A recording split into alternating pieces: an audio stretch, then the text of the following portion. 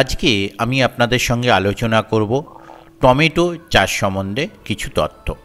তবে এটি গ্রীষ্মকালীন টমেটো নয়, শীতকালীন টমেটো চাষ সম্বন্ধে কিছু তথ্য, যেমন ধরুন জমি তৈরি, সার প্রয়োগ, টমেটো বীজ এবং টমেটো গাছ হওয়ার পর খাবারের ব্যবস্থা ইত্যাদি এই ভিডিওয় আমি আপনাদের সঙ্গে শেয়ার করব। আপনারা সম্পূর্ণ ভিডিওটা দেখুন, তাহলে এই ভিডিও থেকে কিছু আক্ষরিক জ্ঞান অর্জন করা যাবে। কেবলমাত্র ভিডিওটি এডুকেশনাল পারপাস এবং আক্ষরিক জ্ঞান অর্জনের জন্য। টমেটো চাষের জন্য কী ধরনের মাটির জমি প্রয়োজন?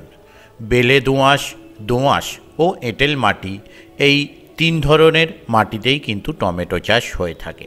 তবে তুলনামূলকভাবে বেলে দোআঁশ এবং দোআঁশ মাটিটা বেশি উপযুক্ত হয়। আর এই টমেটো চাষের আগে যদি সেই জমিতে যদি কোনো ফসল চাষ করা হয়ে থাকে তাহলে সেটা খুবই ভালো হয়।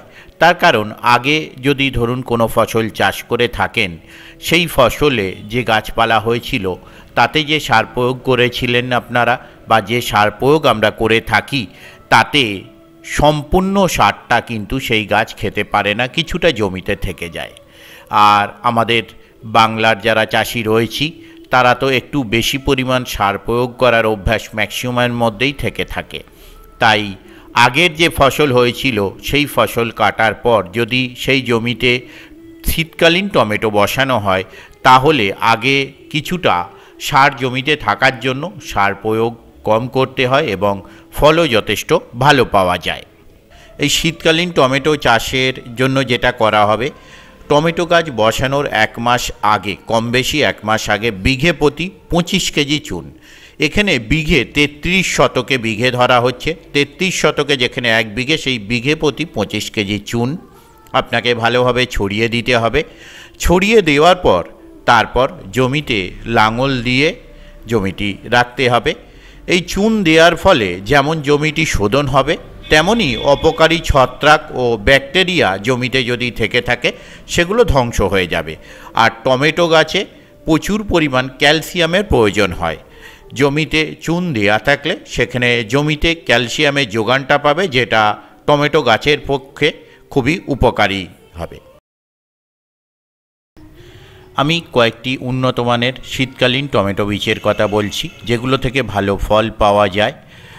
তার মধ্যে কয়েকটির নাম আমি বলছি, যেমন ধরুন নুন হেম্পস কোম্পানির US 440 বা 440, যাই বলুন না কেন, সেমিনিস কোম্পানির অভিলাষ, নুজিভেদু কোম্পানির NTH 1752, পান কোম্পানির 3682 স্পেশাল, টাটা কোম্পানির মনোহার বা মনোহর, যাই বলুন না কেন। এছাড়াও আরও উন্নত মানের অনেক টমেটো বীজ রয়েছে, সেগুলোও আপনারা ব্যবহার করতে পারেন। আমি তারই মধ্যে কয়েকটির নাম আপনাদের সঙ্গে শেয়ার করলাম। এবারে জমিতে সার প্রয়োগ, টমেটো চাষের জন্য কী ধরনের সার বা কী সার আপনারা প্রয়োগ করবেন। টমেটো চাষের জন্য সারকে দুটো ভাগে ভাগ করা হবে, কিছু পোর্শন জৈব এবং কিছু হচ্ছে রাসায়নিক সার। টমেটো গাছ প্রচুর পরিমাণে জৈব সার পছন্দ করে। যে জৈব সার আমরা টমেটো গাছের জন্য ইউজ করতে পারি, সেটা যদি আমরা গোবর সার পাই তাহলে বিঘে প্রতি, আমি অবশ্য যা বলছি সম্পূর্ণটাই 33 শতকে এক বিঘে, সেই হিসাবে বিঘে প্রতি 2 ট্রাক্টর গোবর সার বা 200 CFT গোবর সার। যদি গোবর সার আপনারা বা আমরা না পাই, তাহলে তার জায়গায় কেঁচো সার, কেঁচো সারও একান্ত না পেলে তখন পোলট্রি সার, যেটা অ্যাকচুয়াল আমরা মুরগির পায়খানা বলে জানি, সেটা কিন্তু 1 বছর পুরনো বা 6 মাস পুরনো বা রিসেন্ট, এটা কিন্তু চিন্তাভাবনা করে একটু সারের পরিমাপটা পরিবর্তন করতে হবে।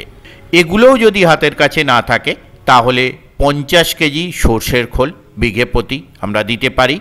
যদি সর্ষের খোলটাও সম্ভব না হয় তাহলে অর্গাফাট 50 কেজি আমরা ব্যবহার করতে পারি। এটা গেল জৈব সারের ব্যাপার। রাসায়নিক সার হিসেবে আমরা যেটা ব্যবহার করব সেটা হচ্ছে সিঙ্গেল সুপার ফসফেট 50 কেজি বিঘে প্রতি। তবে আমরা রাসায়নিক সারটা যতটা সম্ভব পরিমাণটা কমই রাখবো, তার কারণ রাসায়নিক সার যদি বেশি দেয়া হয়ে যায় শুরুতে বা পরিমাণে যদি বেশি হয়ে যায় তাহলে গাছ অনেক সময় মারা যেতে পারে বা ফসল ঠিকঠাক আমরা নাও পেতে পারি। কিন্তু পরিমাপ যদি ঠিকঠাক আপনার দেয়া হয় তাহলে যেমন গাছকে একদম শেষ দিন পর্যন্ত পুষ্টি দিয়ে যাবে, তেমনি শিকড় বৃদ্ধিতে, যেটা অ্যাকচুয়াল ফসফেটের মূল কাজ, সেটাতেও যথেষ্ট পরিমাণ সাহায্য করবে। এই সিঙ্গেল সুপার ফসফেট এর সাথে আপনারা ব্যবহার করবেন এনপিকে 10-26-26 বা 20-20-20ও ব্যবহার করতে পারেন। এটা কাটা প্রতি 1 কেজি। তবে মাথায় রাখবেন, টমেটো গাছ যখন বসাবেন তখন কোনো নাইট্রোজেন যুক্ত সার ব্যবহার করবেন না। গাছ বেঁচে একটু বড় হওয়ার পর তখন আপনারা নাইট্রোজেন যুক্ত সার ব্যবহার করতে পারবেন। পরের ভিডিওয় এর পরের আরও বিভিন্ন তথ্য আমি আপনাদের সঙ্গে শেয়ার করব। এখন আপাতত বিদায় নিচ্ছি, ধন্যবাদ।